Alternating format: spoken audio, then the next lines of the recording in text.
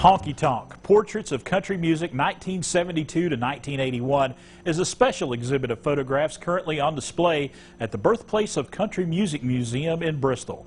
And this morning, the talented photographer behind the lens joins us, and we want to welcome Henry Horenstein to Daytime Tri-Cities. Good morning, sir. Good morning. Good morning. Let's talk about your exhibit first of all. Flesh that out for us. Tell us more about this exhibit that's on display there in Bristol.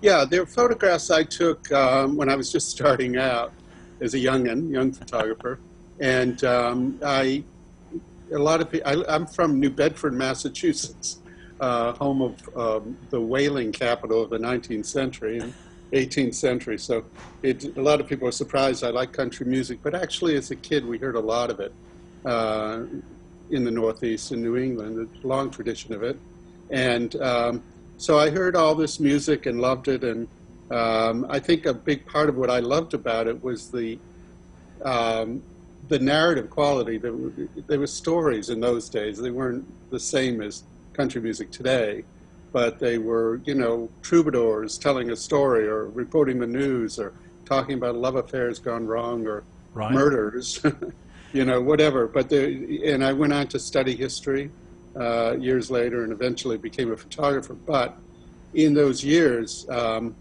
after I studied history, I had a teacher, photography teacher, who said I should photograph the things I loved. You know, that was, he said, shoot what you love. That was his mantra. And so I did, which was country music and horse racing, my two loves. That's a great combination. I know, I think so. And let's talk about the honky tonk aspect of this. I mean, I think that the old-fashioned honky tonk kind of music has kind of gone by the wayside. Yeah, I think so, except in Texas, maybe. Yes. There's a lot of that style of music in Texas still. It's dance music there, I think, mostly. But you're right, that's a different kind of music. And when people go to see your photographs there at the Birthplace of Country Music Museum, what do you want them to take away once they leave and they've saw the photographs that you have there? Well, I think it's interesting on a few levels, but my interest is, I'm a photographer, so a lot of the people I talk to about it talk about the photographic part of it, but and how I took the pictures and so forth and so on. But to me, coming from a background in history, these pictures are about country music for sure, Honky Tonk and those places and the people who sang and played the music. But they're also about the way things were, you know, in certain places in the United States. They were a history of sorts.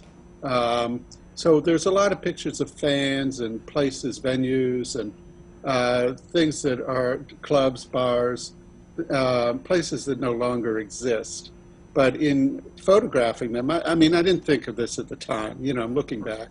But in a sense, I was able to capture and preserve, to a degree, a certain part of our world, our culture, you know, our communities. And coming up on the 17th, you're going to have a virtual conversation with folks that to talk about your exhibit and to even give them more information about it. Yeah, it'll be great. It'll Renee, who is I think Renee and Scotty, but I think Renee is the one I'm going to be speaking with, who are the you know, people who run the fabulous museum. If your viewers haven't been at that museum, it's incredible what they've done. And of course, you know, Bristol is where country music began, at least the commercial side, the recorded side of country music. A Yankee named Ralph Peer came down here, down there, and you know, and recorded the Carter Family and Jimmy Rogers and some others.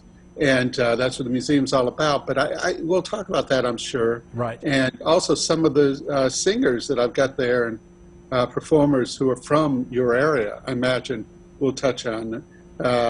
Doc Watson was not far from you, I think, but Mother Maybelle Carter, Dolly Parton, people like that are in your neighborhood, because so much of the music is from, you know, the Appalachians and so forth, in the Blue Ridge and so forth, all that beautiful kind of folk music that became country music, honky tonk music. All right. Henry Horenstein, thank you so much for taking some time with us. Thank you. And we really hope to have you down here in person sometime in the future. I cannot wait. All right. See you Henry then. Horenstein, world-renowned photographer. His exhibit is going on right now, and you can have a conversation with Henry coming up Tuesday, November 17th at 7 p.m. right there. You can register at that website right there at the bottom of the screen.